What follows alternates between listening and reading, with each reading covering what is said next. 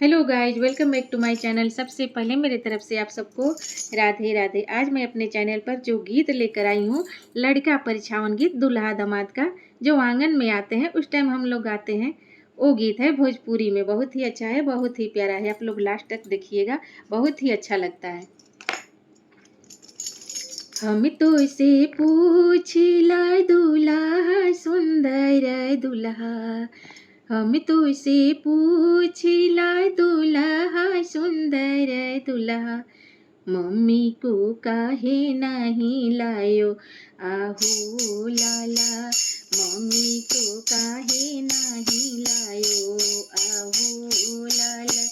Mummy के छोड़नी मलहोरिया के गलिया में, मम्मी के छोड़नी मलहोरिया के गलिया में, मोरी पहिर हम आयो आहो लाला, मोरी पहिन हम आयो आहो लाला, हम तो से पूछला दूल्हा सुंदर दूल्हा,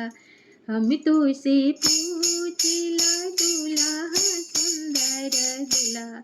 बुआ को काहे नहीं लायो आहो लाला, बुआ के काहे नहीं लायो आहो लाला, बुआ के छोड़नी बाजा जवा के गलिया में, बुआ के छोड़नी बाजा जवा के गलिया में, कुटवा पहिर हम आयो आहो लाला, कुटवा पहिर हम आयो आहो लाला, हम तो से पूछला दूल्हा सुंदर दूल्हा, हम तो से पूछला दूल्हा सुंदर दूल्हा, मौसी को काहे नहीं लायो आहो लाला, मौसी को काहे नहीं लायो आहो लाला, मौसी के छोड़नी सोनारवा के गलिया में, मौसी के छोड़नी सोनारवा के गलिया में, चैन पहिर हम आयो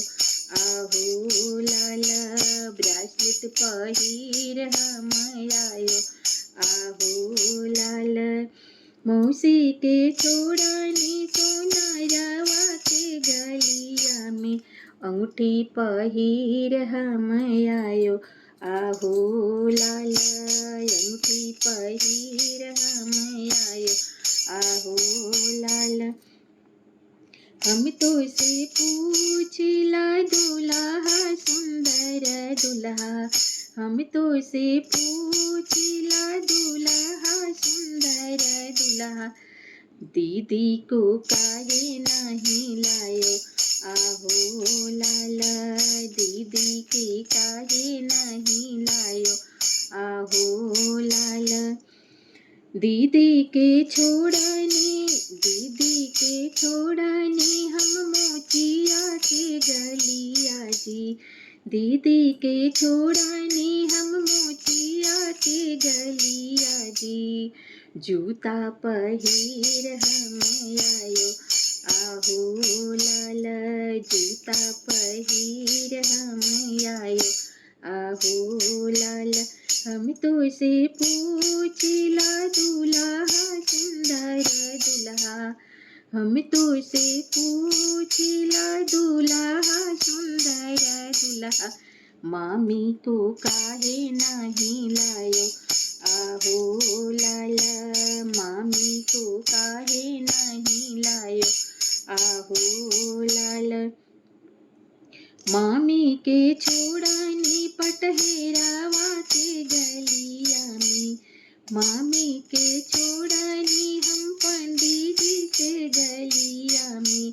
चंदन लगाई हम आयो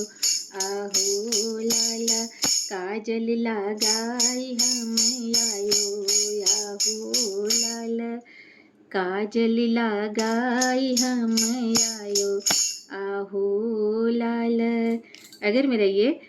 लड़का का गारी गीत आप लोग को अच्छा लगा होगा तो कमेंट में ज़रूर बताइएगा। फिर मिलती हूँ अगले गीत में, तब तक मेरी तरफ से आप सबको राधे राधे।